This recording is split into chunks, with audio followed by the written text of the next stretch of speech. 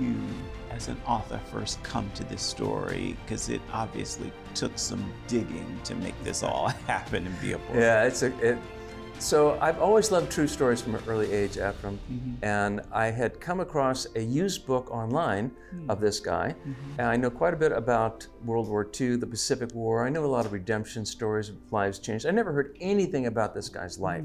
So I spent 3 years in research on this, Ephraim, and the more I dug through the dirt, the more little nuggets of gold I found. I thought, oh, you gotta be kidding me. I cannot believe this. And I thought, oh man, the story just got better and better. So that's how I got on the track. But I did spend a good bit of time tracking down all these bits and pieces that were scattered all over the world. Without giving too much away, because we want people to read the book and see the movie when that time does come.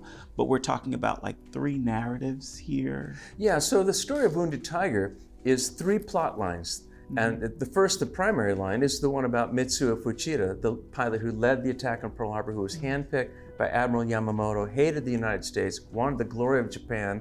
You know, that's what he was fighting for, his own selfish ambition for his nation. That's about 50% of the story. Then about 30% is a guy named Jake DeShazer.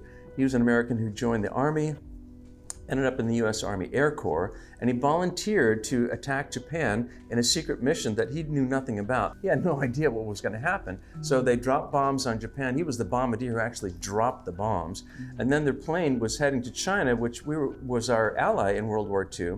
But only part of China was occupied by the Japanese, and the rest of it was the Chinese. Their plane ran out of fuel. He bails out. He becomes a prisoner of the Japanese, tortured, buddies killed, died of exposure, solitary confinement. It was hell on earth for him. The third plot line are the Covels. They're highly educated teachers from Chicago, and they love the Japanese people. They love God. They went to the poor sections of town, help people, medical care, feed them, and teach them the good news about the Lord. How these stories develop and how they come together, odds are millions to 1 that any of these things would happen the way it happens. And it's a very rewarding story. People who have no interest in religion, God, Jesus, church, nothing, I mean zero, even anti-Christian people, read the book. One woman told me with tears rolling down her face, unbelievable story. In this story we see hate, vengeance, and redemption. Absolutely, and you know, the world has been at war since the beginning of man. We're seeing it today in the news every day, killing, fighting, you know, who has more power here?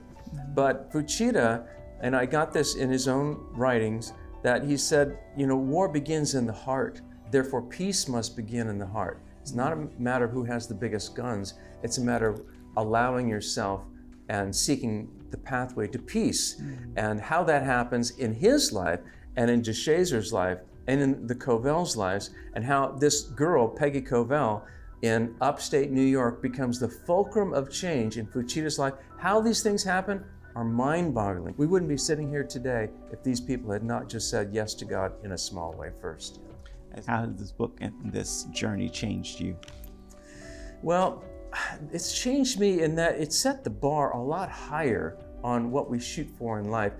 Simple acts done in obedience and love can have monumental impacts on other people and the planet itself. You don't have to do big, crazy stuff to have an impact on this world in a positive way. So our small choices every day, they could have giant ramifications. And so I take my life a bit more seriously. And I just felt the Lord say to Martin, whoever has the world's goods and sees his brother in need, yet closes his heart, how can the love of God be in him? I feel like the Lord said, Martin, raise the bar. I'm helping you. You help other people. You don't know who you're going to meet and what they're going to be in the future. Help everybody, love everybody. So that's the question I have now.